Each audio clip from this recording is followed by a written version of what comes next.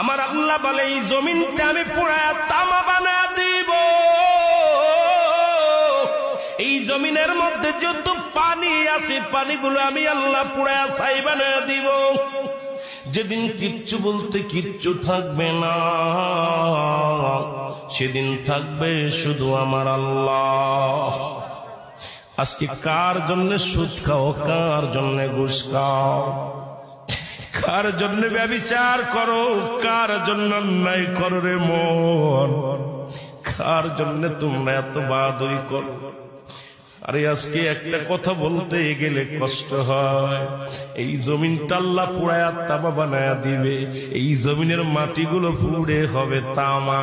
এই জমিনের যত পানি আছে পানিগুলো পুড়ে হবে ছাই।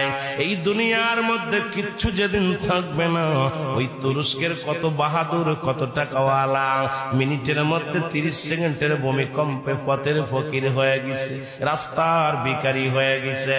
আজকে তুমি দুনিয়ার মধ্যে কতই না মস্তানি করলা, এই দুনিয়ার কিচ্ছু নিয়ে যেতে পারবা না।